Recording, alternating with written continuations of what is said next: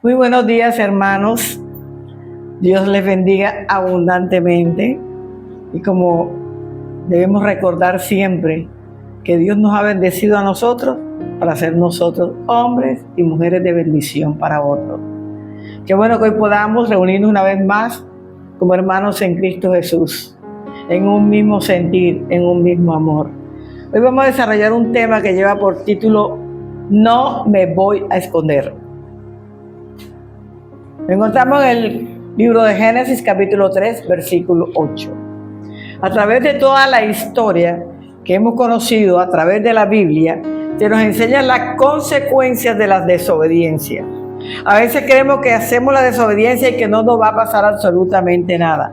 Pero es importante que usted aprenda a vivir en la obediencia a Dios, a vivir en la voluntad a Dios, a hacer lo que Dios nos ha pedido a nosotros a través de la Escritura que debemos hacer. Yo le invito en esta mañana a que usted pueda poner atención a este tema, porque es de mucha importancia para el desarrollo y crecimiento de nuestra vida espiritual. Hay gente que dice que tiene 20 años de estar en la iglesia y no ha crecido absolutamente nada. ¿Sabes por qué? Porque se mantiene en la desobediencia, porque no se mantiene en la voluntad de Dios. Y cuando usted está en la voluntad de Dios es porque usted es una persona obediente y hace conforme a la Escritura. Tú sabes que la expulsión del paraíso, hermano, inició para nosotros un camino de redención, un camino en el cual Cristo marcó con su sangre la vida de cada uno de nosotros. Es un camino que a través de él fue por dolor, por humillación, por maltrato, hasta se hizo maldición en la cruz para darnos la redención que hoy nosotros gratuitamente tenemos. Por eso es importante que no pisoteemos la sangre de Cristo, los que ya conocemos a Cristo, los que tratamos de vivir todos los días en la voluntad de Dios. Estamos dándole gracias a Dios por ese tremendo regalo de redención que hasta hoy nosotros tenemos. Por eso estamos en un tiempo en que Cristo nace en nuestro corazón. Pero para nosotros los que ya hemos recibido a Cristo, los que caminamos con Cristo, todos los días Cristo está naciendo en nuestro corazón porque Él habita en nosotros a través de su Espíritu Santo. Vamos a desarrollar 3 puntos que van a ser de ayuda para nosotros. El primero dice: no me voy a esconder por causa de la desobediencia, que dice Génesis 3, versículo 8. Y oyeron la voz de Jehová Dios que se paseaba en el huerto al aire del día, y el hombre y su mujer se escondieron de la presencia de Jehová Dios entre los árboles del huerto. Mire, hermano, Adán y Eva vivían felices en el Edén, pero un día decidieron desobedecer. Un día decidieron comer del árbol que Dios dijo: de ese no, de todos los demás sí. Porque, hermano, en ese momento se dejaron engañar por el enemigo. Quisieron vivir en su libre albedrío y lo que hicieron fue apartarse de Dios y llegar hasta un estado de desobediencia. ¿Y qué causó esta desobediencia? Porque ellos se esconden de Dios, porque le llegó la vergüenza y el miedo. Cuando usted comete un pecado, usted se llena de miedo y de vergüenza y no quiere que nadie sepa que usted pecó. Hermano, pero a Dios no le podemos esconder nada. Dios sabe todo lo que tú y yo hice, todo lo que tú y yo hacemos todos los días. Entonces no fue por la inocencia que ellos pecaron. Pecaron por su propia concupiscencia.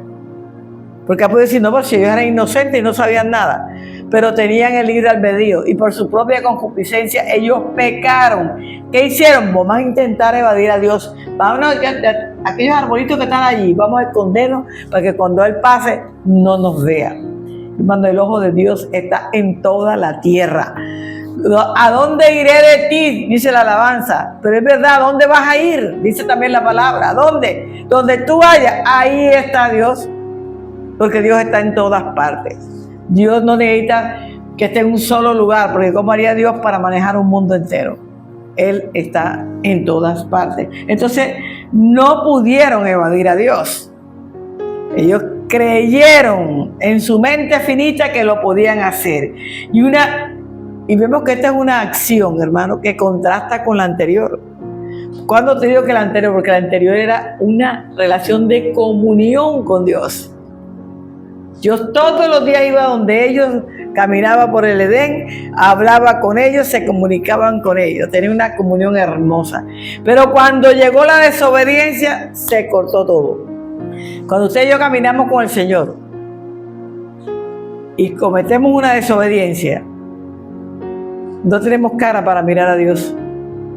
Tratamos de escondernos, pero sabe, allá llega Dios porque conoce nuestro corazón y sabe que nos equivocamos, que cometimos un error, pero Él va y nos perdona, nos limpia, nos da esa oportunidad a nosotros. Adán y Eva, por su desobediencia, ¿qué marcaron, hermano? Algo muy grande en la vida que hasta hoy nos ha tocado a nosotros, porque fue la primera ruptura de comunión con Dios. Fue por causa de Adán y Eva. Nosotros, se rompió hasta para nosotros la comunión con Dios. Acuérdense que antes tenía que un sumo sacerdote rociar sangre en el altar para que nuestros pecados fueran perdonados. Una ruptura tremenda, ¿sabe? ¿Por qué? Porque nosotros nos llenamos de miedo también cuando estamos haciendo las cosas que no convienen, que no edifican nuestra vida personal, ¿sabe? Pero me gusta algo muy bonito de Dios, que Él, a pesar de que sabe que están escondidos, a pesar de que sabe que pecaron, Él va y los busca.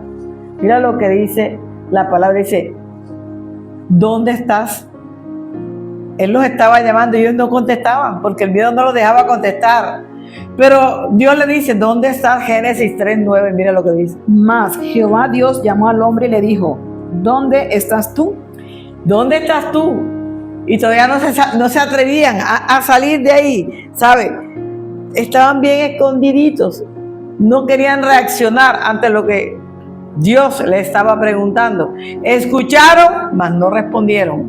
Escucharon, pero no salieron al encuentro con Dios en ese momento porque tenían mucho temor de lo que ellos acababan de hacer.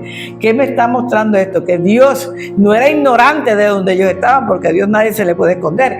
Pero te digo algo muy importante. Dios lo que estaba haciendo era una invitación a la autorreflexión para ver si ellos podían llegar en un momento a arrepentirse. Dios, cuando tú y yo pecamos, también nos permite una autorreflexión y uno dice, bueno, ¿y yo por qué lo hice?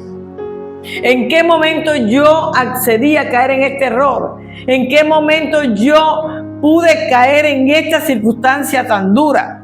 ¿En qué momento? En el momento que dejaste de tener comunión con Dios. En el momento que te apartaste de Dios porque las cosas de afuera, de los mil colores que presenta el mundo, te cambiaron la dirección por la cual tú venías caminando en este momento. Ahora, con la autorreflexión yo tengo que reconocer, sí, Señor, yo pequé. Pequé así, así, así y así. Y me va a llevar a qué? Al auto. De que yo tengo que confesar el pecado que yo cometí.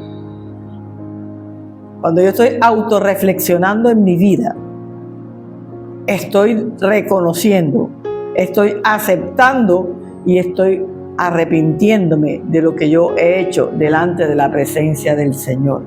Entonces, cuando yo reconozco mi estado de desobediencia, porque es un estado en el que todos caemos de desobediencia, dice aquí, ¿sabe?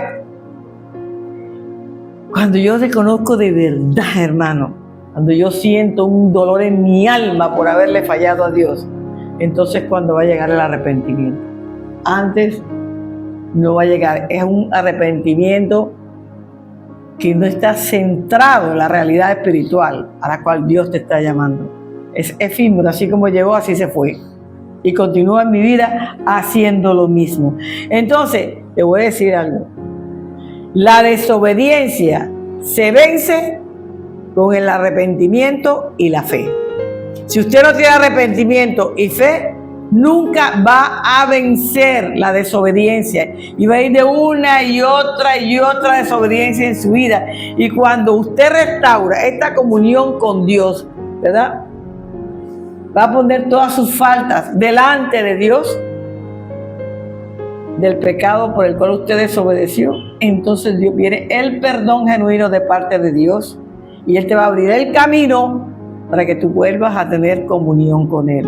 Esto es un proceso, hermano, si lo vemos.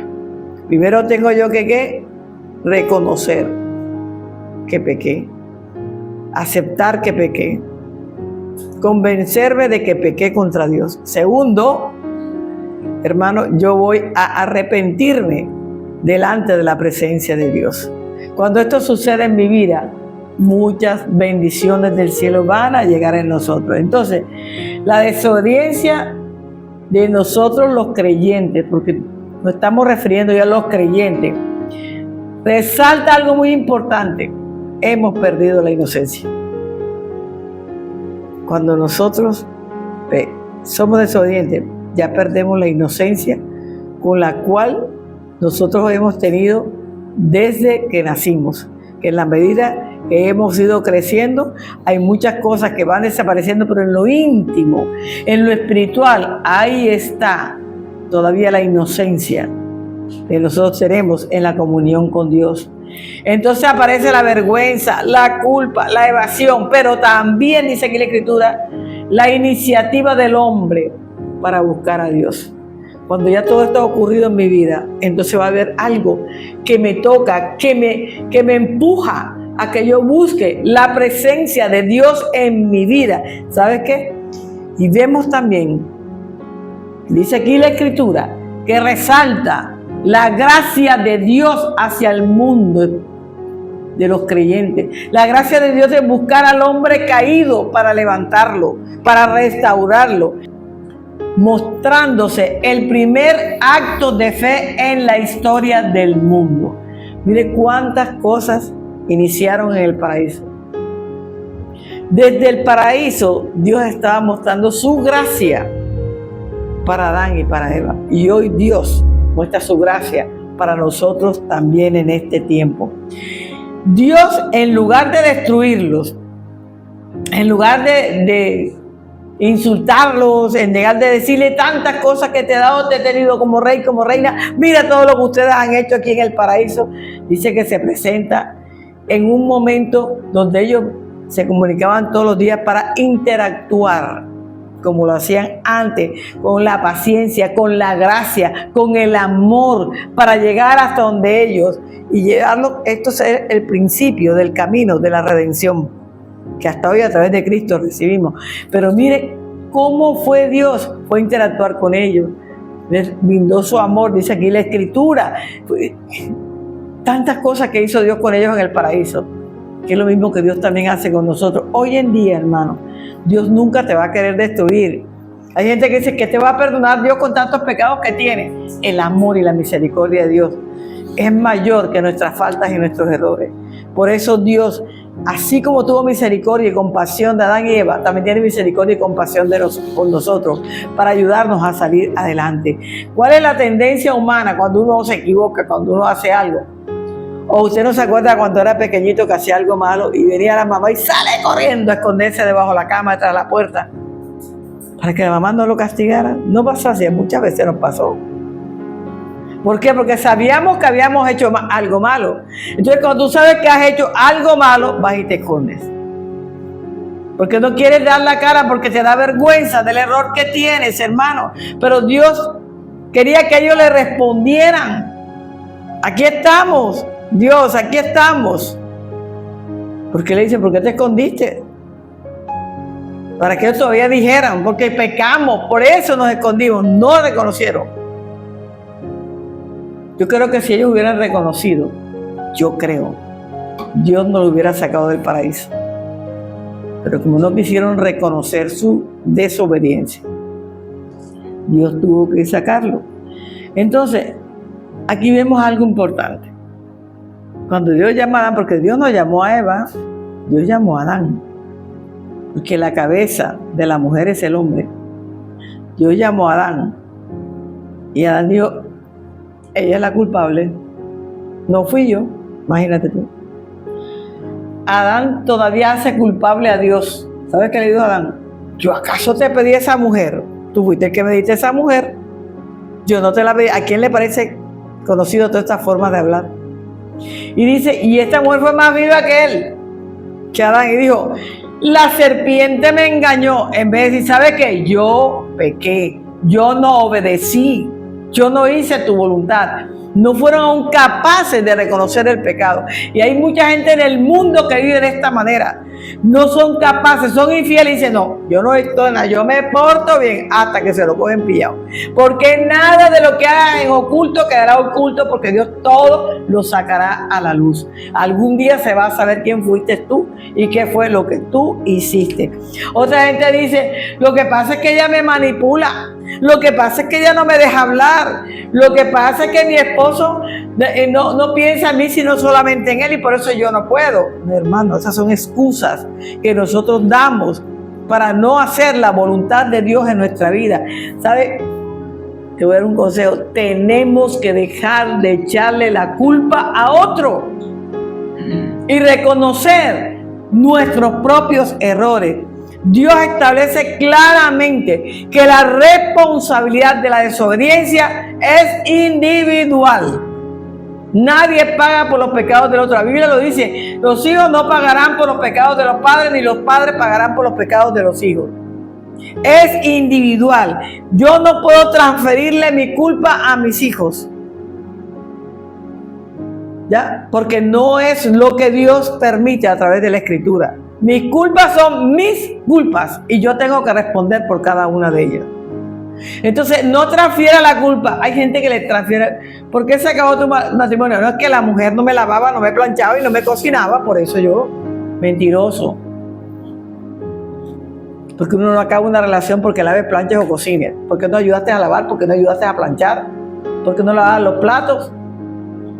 No transfiera la culpa. Diga, me cansé, me enamoré, me busqué otra mujer y por eso yo me voy, o la mujer viceversa. Pero no queremos arreglar el pastel adornando, echándole la culpa a la persona más débil de la familia.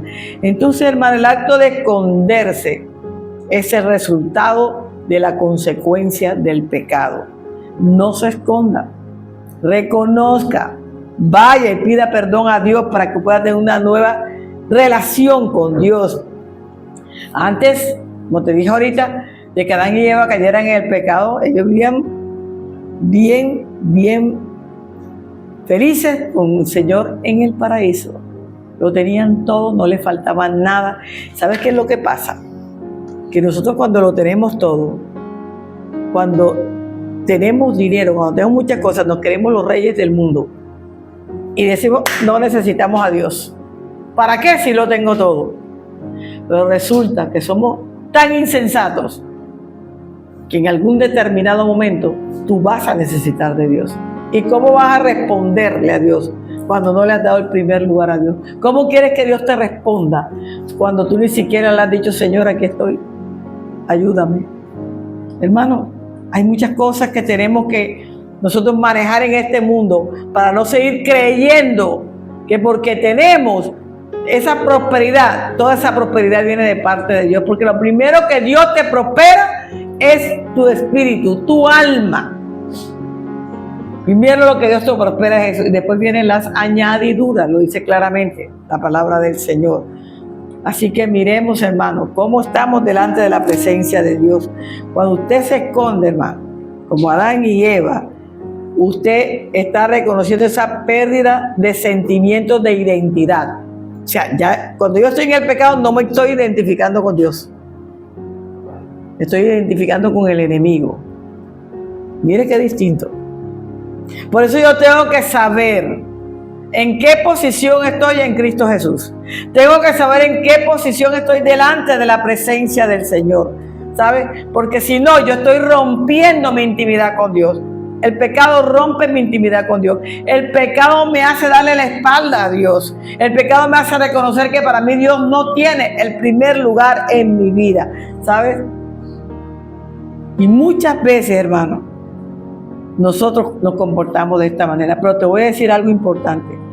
El primer registro que existe en la Biblia de intentar evitar a Dios, lo encontramos en Génesis capítulo 3. El hombre estaba o intentó evitar tener una conversación con Dios. Pero mira a mí lo que me enseña Isaías 59:2. Pero vuestras iniquidades han hecho división entre vosotros y vuestro Dios, y vuestros pecados han hecho ocultar de vosotros su rostro para no oír. Entonces, hermano, cuando usted está en pecado, sus oídos se vuelven sordos. Usted no puede escuchar la voz de Dios. Por eso cuando dice, yo estoy a la puerta y llamo, el que está en pecado no oye la voz de Dios, porque tiene los oídos tapados. Tiene que buscar la presencia de Dios para que sus oídos sean destapados y pueda escuchar la voz de Dios. La desobediencia de Adán y Eva resultó en la expulsión del paraíso, porque todo pecado trae su consecuencia.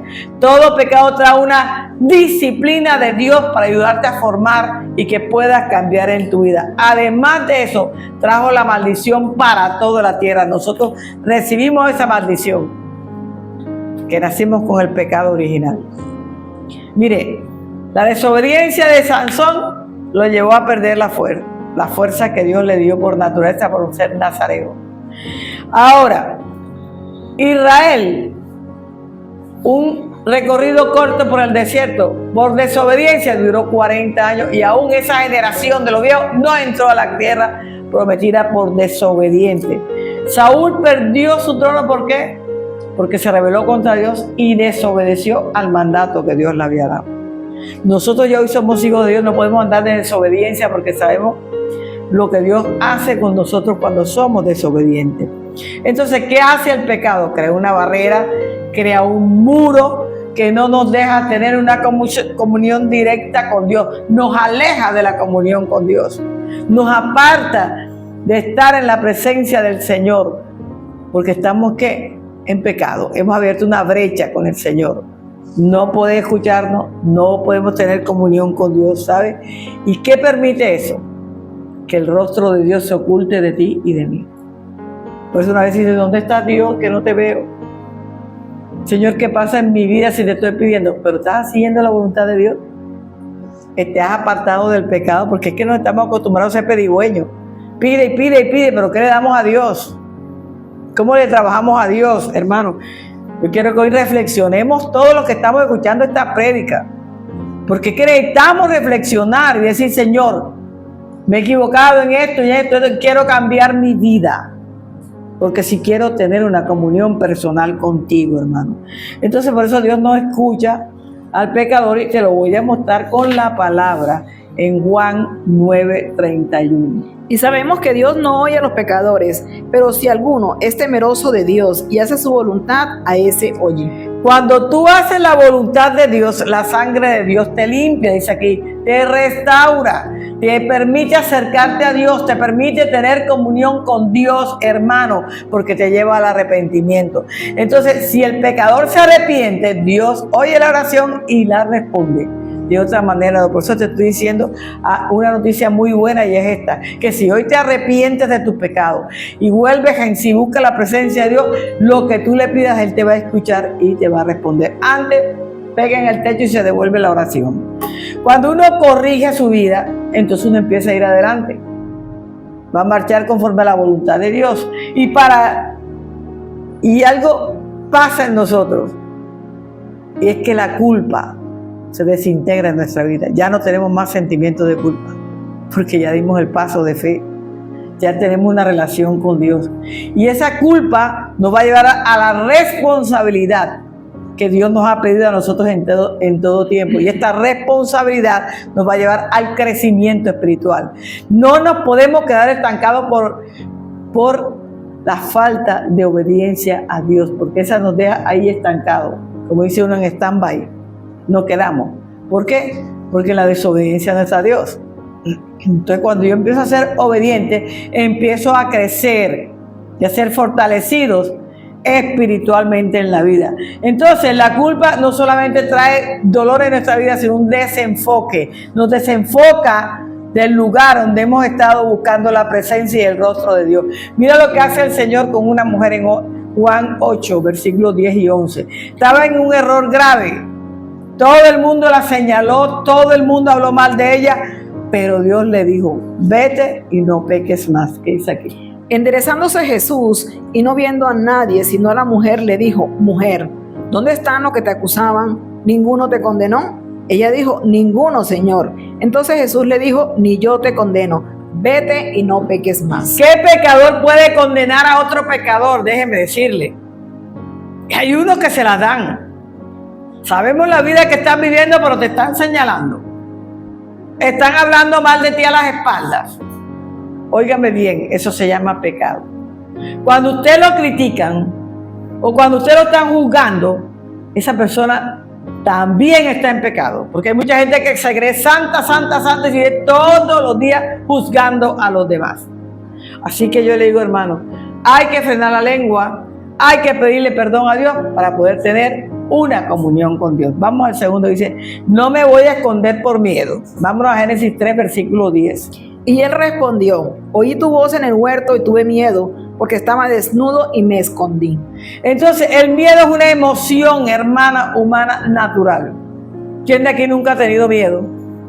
De alguna manera hemos tenido miedo cuando no conocíamos la palabra de Dios. ¿Sabes por qué? Porque lo que Dios desea para sus hijos no es que tú tengas miedo. Lo que Dios desea para sus hijos es que nosotros venzamos todos los obstáculos y todas las circunstancias a través de la fe. Por eso es que nosotros somos más que vencedores a través de ¿quién? De Cristo Jesús. ¿Y cómo lo vencemos? Cuando tengo fe, cuando soy una mujer de oración, cuando me dejo ministrar del Espíritu Santo de Dios, que es el que me guía, que es mi maestro, el que me va a enseñar en la vida, y confiando en la presencia y el poder de Dios. Eso es lo único que me va a ayudar a mí a que el miedo no cobre vida en mi vida.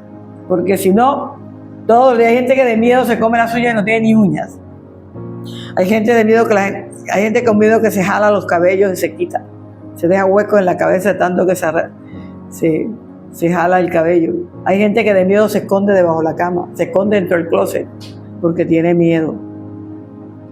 Pero cuando usted conoce verdaderamente a Cristo, por la fe, la oración y la presencia del Espíritu Santo, ese miedo se va porque se va y nunca más va a aparecer en tu vida. Hermano, porque el miedo paraliza, obstaculiza tu crecimiento espiritual. Por eso, hermano, ¿sabe qué? Usted, en la mayor parte de su tiempo, debe entender que yo tengo que enfrentar todas mis verdades. Porque hay gente que no quiere entender que debe enfrentar sus verdades porque el miedo no lo deja.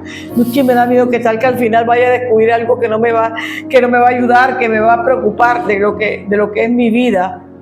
Desde antes, hermano, yo tengo que enfrentar mis verdades para saber qué piso estoy pisando, para estar firme en el Señor.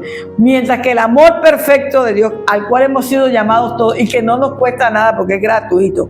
De tal manera amó Dios el mundo, o sea, que es gratuito ese amor que Dios tiene para con nosotros. Echa fuera todo el temor. Cuando yo busco el amor de Dios, la presencia de Dios, no hay temor que me pueda vencer, porque ese amor de Dios va a echar fuera de mi vida ese temor. ¿Qué pasa entonces? Me viene la vida, una vida buena, viene paz, viene, Dios mío, la gracia, la misericordia del Señor se derraman todos los días sobre mi vida. ¿Pero a través de quién? A través de Jesucristo. Es que todo está a través de Cristo. En 2 Timoteo 1:7, yo quiero que usted escuche bien este versículo. Porque no nos ha dado Dios espíritu de cobardía, sino de poder, de amor y de dominio propio. Entonces yo puedo dominar el miedo. Yo tengo el poder para quitar el miedo de mi vida. Yo lo tengo. Es lo que acabamos de leer. Tengo el dominio. Tengo que dominar mis emociones. El miedo es una emoción natural en el hombre, pero yo la puedo dominar. Pero ¿cuándo la voy a dominar? Cuando Cristo reina en mi vida. De otra manera, hermano, puede pasar lo que sea que usted no va a poder lograr. Dice que el miedo mata la fe. Hay gente que tiene tanto miedo que en el momento crítico no es capaz de decir, Señor, ayúdame. Cuando yo en el momento crítico levanto la mano y le pido ayuda a Dios, es porque tengo fe, porque sé que de ahí viene mi socorro. Y él le dice, mi socorro viene de Jehová que hizo los cielos y la tierra. Entonces, en un momento crítico de mi vida, ¿yo qué tengo que hacer? Clamarle a Dios para que Dios me pueda ayudar. Mira, los discípulos eran hombres de fe. Los discípulos eran hombres de mar, pescaban todos los días porque de eso vivían. Pero cuando llegó la gran tormenta que estremecía la barca y se llenaba de agua, todos tuvieron miedo y no sabían qué hacer. ¿Qué me estás diciendo? ¿Cómo estaba la fe de ellos en ese momento? Pero aún así, habiendo flaqueado en la fe, ellos buscaron la ayuda de Jesús. En determinados momentos podemos flaquear en la fe porque es natural, es natural en nosotros. Pero cuando yo vuelvo en sí me doy cuenta que Cristo está conmigo, que Cristo me lavó, me salvó, me limpió y me ha dado un crecimiento, yo entonces recapacito y digo, Dios mío, yo te necesito a ti. El enemigo no tiene poder en tu vida ni en la mía, porque ya Cristo es el que reina en nosotros. Por eso no tengas miedo. Tu fe tiene que estar de una manera firme en tu vida. Mira, siempre dicen, la fe es como el tamaño de un grano de mostaza. Sí, está hablando de tamaño. Porque a pesar de ser la semillita más pequeñita del mundo, es un árbol grande y frondoso. Pero no se refiere no tanto al tamaño, sino a la fortaleza, a la dureza de la fe, que tiene que ser firme. Una piedra, una semillita que la puede golpear hasta con un martillo y no se deteriora, no se parte. Además es una semilla que no se mezcla con nada. Entonces mi fe no se puede mezclar con el miedo, no se puede mezclar con las cosas que me apartan de la presencia de Dios. Eso se llama fe. Eso es la fe. Por eso te digo que los discípulos tenían fe, pero llegó un momento en que se pusieron temerosos, porque su fe no era como la semillita de mostaza. Y así nos pasa a nosotros hoy en día también. Entonces, ¿qué pasó? Ellos se bloquearon, se quedaron paralizados, pensaban que ya se iban a morir, ¿sabes? A nosotros nos pasa, hay un momento en que creemos que ya no podemos ni movernos de todo, nos quedamos como petrificados por la situación que estamos viviendo, pero hay que reaccionar, no nos podemos quedar ahí. ¿Dónde está la fe? Hay que levantarnos en el nombre de Jesús, no deje que sus emociones lo bloqueen para que usted no pueda reaccionar en determinado momento. ¿Qué dice Romanos 8:15, nueva versión internacional? El miedo esclaviza nuestro espíritu. Y ustedes no recibieron un espíritu de nuevo que los esclavice al miedo, sino el espíritu que los adopta como hijos y les permite clamar Abba, Padre. Entonces, cuando yo estoy en una circunstancia difícil, dice que no me ha dado un espíritu que me esclavice, porque el miedo esclaviza. No me ha dado un espíritu para que me dé escondida. Me ha dado un espíritu para que yo pueda decir, Abba, Padre, Papito Dios, soy tu hija, aquí estoy, Señor. Ese es el espíritu que nos ha dado Dios a nosotros, de poder, de autoridad y de dominio propio. No nos podemos olvidar de eso, hermano. Frente a cual sea la situación, tenemos que levantarnos en fe. Entonces, yo tengo que decir algo muy importante, hermano. Y que a veces nosotros no entendemos, pero es una realidad. El miedo es la herramienta que usa el enemigo para estancarte en el ministerio del Señor, para estancar nuestra alma, para que usted no pueda seguir creciendo, para que el plan de Dios no se pueda cumplir en nuestra vida. Él está furioso porque nosotros predicamos el Evangelio. Yo le doy gracias a Dios por todos los predicadores del mundo, porque a pesar de la persecución, a pesar de todos los muertos en Cristo que han habido por todas estas naciones, Dios sigue sosteniendo su Evangelio con hombres y mujeres que se deciden a mostrarle al mundo quién es el Cristo de la gloria. Así que, hermano, yo le digo en esta mañana, el miedo no deja que el Evangelio se expanda. Y eso es lo que quiere Satanás, que no se expanda. Porque él sabe que se le acaba su reino cuando Cristo venga aquí a la tierra, cuando Cristo venga por su iglesia y en segunda venida cuando venga para reinar. Él lo sabe perfectamente. Y Él está tratando que aún los escogidos se aparten de la presencia del Señor. Por eso dice la palabra que en los últimos tiempos el amor de muchos se enfriará. Y por eso muchos se apartan. Ay, no, qué aburrido esa prédica. Ay, no, cuánto tiempo en la iglesia. Si tú estás en esta condición, es un tiempo para que tú te autorreflexiones y mira qué está pasando en tu vida interior. ¿Sabes? Hechos de los Apóstoles, capítulo 18, versículo 9, nueva versión internacional, mira lo que dice. Una noche el Señor le dijo a Pablo en una visión: no tengas miedo, sigue hablando y no calles. Entonces Dios nos dice a todos, no tengamos miedo, sigamos predicando, no podemos callarnos porque si no las piedras hablarán por nosotros.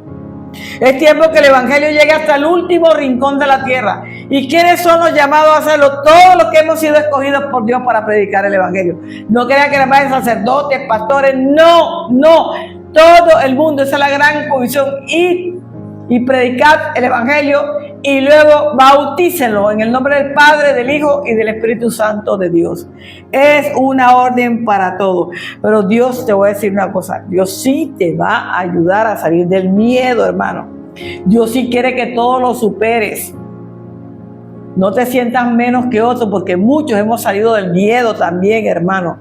Dios te va a dar el poder para que tú lo puedas vencer. Tú vas a vencer el miedo. Quiero que te quede claro esta mañana. Tú lo vas a poder vencer en el nombre de Jesús. Mira lo que dice Isaías 41:10, nueva versión internacional. Así que no temas, porque yo estoy contigo. No te angusties, porque yo soy tu Dios. Te fortaleceré y te ayudaré. Te sostendré con mi diestra victoriosa. No temas, porque yo estoy contigo. No te olvides de esta tremenda promesa que Dios te está dando en esta mañana. No temas, porque yo estoy contigo. Oiga, hermano, no desmayes, que decir, no se desvanezca tu vida, porque crees que ya no puedes hacer absolutamente nada. Si con Dios lo tenemos todo, Él da el fruto de su Espíritu Santo para que nosotros podamos disfrutar de ese fruto. Son 9 virtudes que nos van a ayudar a nosotros a salir adelante, hermano. Pero dice algo muy importante: no te olvides que yo soy tu Dios. ¿Sabes cuándo caemos en esta situación? Cuando nos olvidamos que Él es nuestro Dios.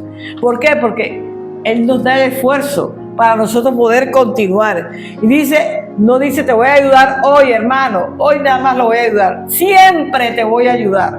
Siempre te voy a sustentar con la diestra de mi justicia. Entonces Dios promete algo que aunque hoy no lo esté viendo, Dios lo va a cumplir en mi vida personal. Mira, David, cuando Amalek se llegó a donde estaban todas las tierras de David, le saqueó todas las cosas.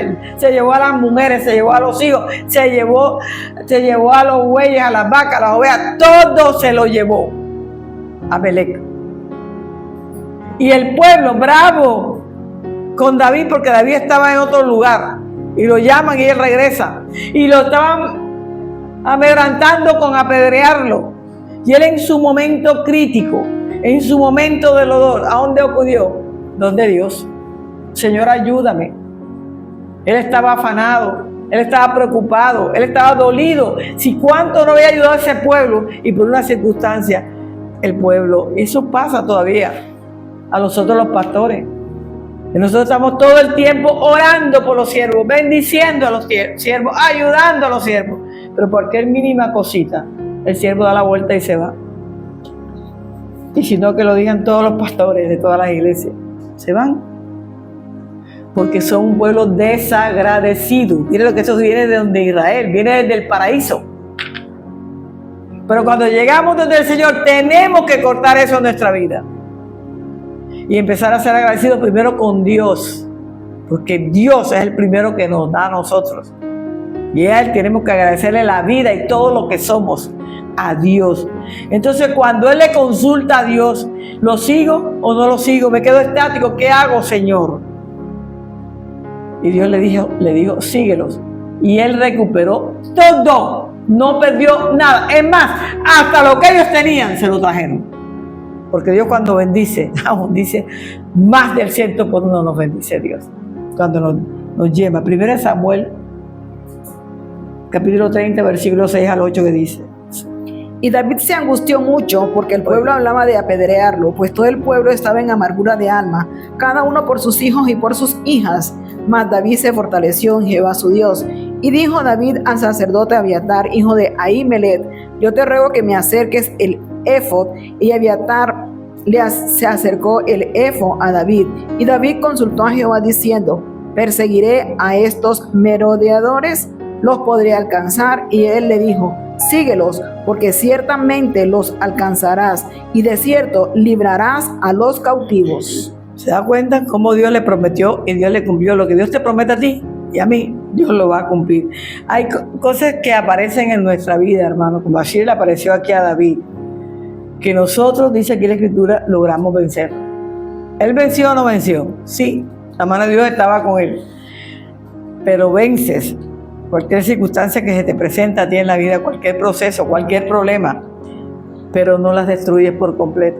David aquí no destruyó al pueblo de los amalecitas por completo, y quedó un remanente de los amalecitas que los terminó destruyendo Saúl. Hermano, cuando Dios te da la victoria, tienes que hacerla completica para que no te queden residuos alrededor de tu vida estorbando la bendición que Dios te dio. Por eso la promesa que Dios te da hoy en esta mañana a ti y a mí, las vas a destruir y vas a vencer. Nada te va a apartar de la bendición que ya Dios te dio. Tercero, no me voy a esconder porque Dios me ha dado ya la victoria. Vámonos a 1 Samuel capítulo 17, versículo del 48 al 51. Y aconteció que cuando el filisteo se levantó y echó a andar para ir al encuentro de David, David se dio prisa y corrió a la línea de batalla contra el filisteo. Y metiendo David su mano en la bolsa, tomó de allí una piedra y la tiró con la honda e hirió al filisteo en la frente, y la piedra quedó clavada en la frente y cayó sobre su rostro en tierra. Así venció David al filisteo con honda y piedra, hirió al filisteo y lo mató, sin tener David espada en su mano. Entonces corrió David y se puso frente al filisteo, y tomando la espada de él y sacándola de su vaina, lo acabó de matar y le cortó con ella la cabeza. Y cuando los filisteos vieron a su paladín muerto, huyeron. Entonces el enfrentamiento entre Goliat y David nos muestra cómo David, un joven pastor de aproximadamente 17 años, se enfrenta a un gigante filisteo. Cuando tú sabes que Dios está de tu lado, no hay gigante que Dios no te vaya a ayudar a que tú lo puedas destruir. Y aquí lo vemos aquí con David. No tenía armadura, no tenía espada, no tenía sino una fe firme en Dios, hermano. Tenía fe, tenía una honda y tenía una piedra.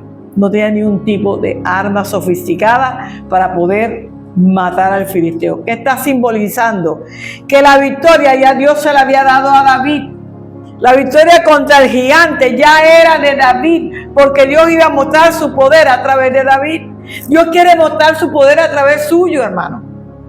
Que usted pueda vencer en el nombre de Jesús cada proceso, cada crisis que usted pueda presentársele en su vida personal. Hermano, la victoria solamente viene de Dios. ¿Sabe por qué? Porque tú no puedes decir que es tu propia fuerza la que te ayuda a vencer. ¿Qué fuerza había en una piedra para vencer? Cuando él lanza la piedra, él estaba lleno de la unción de Dios. Cuando él lanza la piedra, la unción empuja la piedra y cae y muere. ¿Quién se muere simplemente por una piedra? Nadie. Pero cuando está la unción y el poder de Dios, eso va a suceder. Eso va a suceder en tu vida personal. No es con fuerza ni poder, sino con mi Santo Espíritu, dice la palabra de Dios. ¿Cómo culmina David este proceso con Goliat, hermano?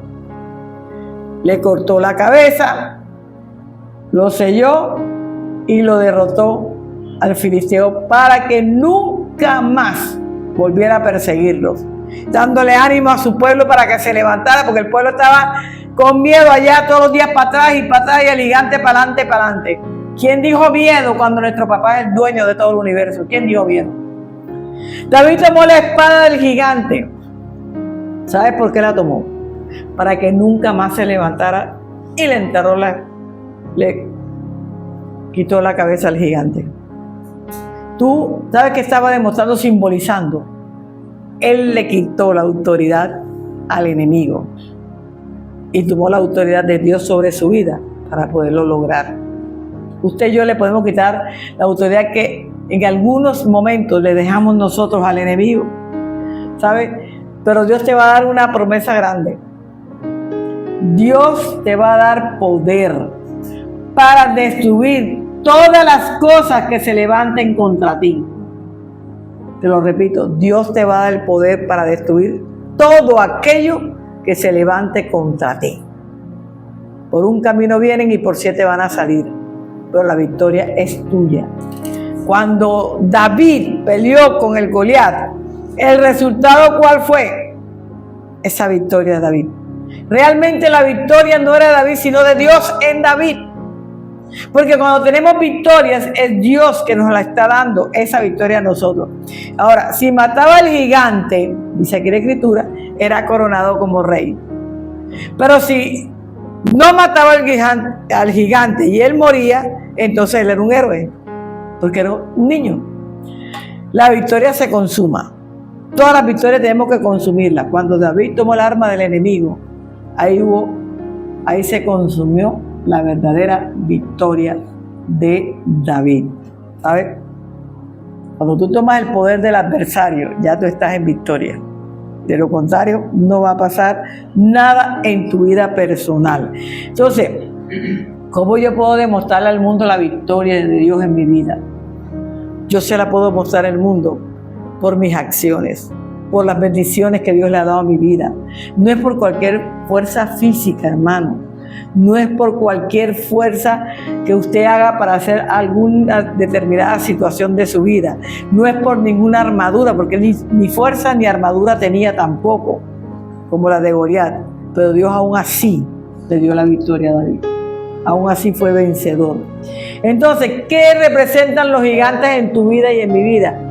Todos los desafíos que se nos presentan todos los días, todos los problemas que se nos presentan todos los días a cada uno de nuestra vida, todos los retos que nosotros enfrentamos todos los días. Porque todos los días de alguna manera nosotros tenemos miedo, tentaciones, problemas, todos los días van a aparecer uno. No hay un día que no haya uno. No hay un día que uno no viva un problema como eso, hermano. Pero la historia me enseña que Dios es el que nos da la victoria a nosotros, no a ellos, si confiamos en Dios. ¿Cuál es la clave? Confiar en Dios. ¿Quieres victoria? Confía en Dios. Entonces la victoria ya estaba dada para David. Fuese que le fuese bien, que le fuese mal, la victoria ya estaba dada, era para David. De las dos maneras. En cambio, para el gigante, fuese lo que fuese, de ninguna manera él iba a obtener la victoria, porque el que estaba de por medio era Dios. El que se quería levantar era Dios. El que quería mostrar el Dios de Israel era el mismo Dios, para que la gloria de él se derramara y todos conocieran quién era el Dios de Israel, que todos conocieran el poder del Dios de Israel. Entonces, la victoria estaba delante de David. Dios se la había puesto en bandeja para que él pudiera recibir esa victoria. Yo le digo una cosa: los hijos de Dios siempre vencemos y siempre ganamos. Los que no son de Dios no vencen siempre y nunca ganan las batallas, porque Dios no está en el proceso. Yo digo, pelea tus batallas sabiendo que Dios siempre está contigo. Pelea tus batallas sabiendo que Dios te lleva de la mano. Pelea tus batallas reconociendo que sin la compañía de Dios no vas a lograr nada. ¿Qué dice Deuteronomio 31, versículo 6 y versículo 8? Esforzaos y cobrad ánimo, no temáis ni tengáis miedo de ellos, porque Jehová tu Dios es el que va contigo, no te dejará ni te desamparará. Y Jehová va delante de ti, estará contigo, no te dejará ni te desamparará, no temas ni te intimides. Entonces Dios siempre va a estar contigo. No temas, no te dejes intimidar por el enemigo, porque ya somos más que vencedores en Cristo Jesús. Hermano, no debemos tratar de escapar de los problemas, porque aquí hay una promesa para nosotros. No importa que te sientas frustrado, no importa que te sientas desalentado, acá hay una promesa para nosotros, porque cuando usted pierde algo, cuando tiene un problema, la tristeza lo invade, el dolor lo invade, y uno baja la guardia en ese momento. ¿Qué dice la Escritura? Salmo 147, versículo 3. Él sana a los quebrantados de corazón y venda sus heridas. Él va a vendar todas nuestras heridas y va a sanar un corazón quebrantado. Entonces tenemos la seguridad que en cada proceso Dios resuelve algo en nosotros. Así que, hermano, te digo hoy en esta mañana, no te sientas avergonzado por lo que haces. ¿Ya? ¿Sabes? No vale la pena. Si volviste a Dios, entonces empieza a gozarte en lo que Dios te da todos los días. Empieza a caminar de la forma en que Dios quiere que tú camines todos los días, porque Dios es fiel y justo para perdonar todos tus pecados. No te tienes que esconder porque tienes un pecado. Tienes que llegar a la presencia de Dios porque Él es fiel y justo para perdonarte, dice aquí la Escritura. Pero hay algo que tenemos que hacer y es muy importante. Cuando seamos lavados y cambiados por la sangre de Cristo, tenemos que cambiar. ¿Es o no es? Tenemos que cambiar. Mira lo que dice la Escritura en 1 Juan 1:9. Si confesamos nuestros pecados, Él es fiel y justo para perdonar nuestros pecados y limpiarnos de toda maldad. Entonces, quiero decirte en esta mañana, arrepiéntete de todos tus pecados. Ya no te sientas avergonzado, porque Cristo pagó el precio por ti en la cruz del Calvario. Tus pecados fueron perdonados. Tienes que buscar en la presencia del Señor para que ese dolor que está venciendo tu corazón termine hasta el día de hoy. Deja ese dolor a un lado, ya no camines más con esa carga del dolor, resentimiento, hermano, porque ya Cristo te lavó y te limpió. Abogado tenemos ante el Padre Celestial Jesucristo, hombre, también dice la Escritura, cuando tenemos pecado. Y te voy a decir algo, ábrele tu corazón a Dios hoy. Dile a Cristo que entre en tu corazón y se quede contigo por siempre. Dale esa oportunidad a Cristo en tu vida en el día de hoy. Salmo 51, versículos 3 y 4, y con esto cierro. Pídele perdón a Dios y entonces Dios podrá entrar a tu casa y cenar contigo y quedarse por siempre. Tu casa es tu corazón. Cuando tú le entregas tu corazón, cuando tú te arrepientes de tus pecados, entonces que Cristo puede entrar. Él no puede entrar en una casa sucia, en un corazón sucio. Hay que llegar al arrepentimiento para que Él pueda entrar. Dice Salmo 51, 3 y 4. Porque yo reconozco mis rebeliones y mi pecado está siempre delante de mí. Contra ti solo he pecado y he hecho lo malo delante de tus ojos, para que seas reconocido justo en tu palabra y tenido por puro en tu... Qué lindo, David. Yo reconozco que he pecado contra ti. Contra ti y contra ti. Usted no peca contra Él, sino contra Dios. Así que arrepiéntete en este día para que Cristo pueda reinar en tu alma y en tu ser. Buenas tardes, hermanos. Dios les bendiga abundantemente.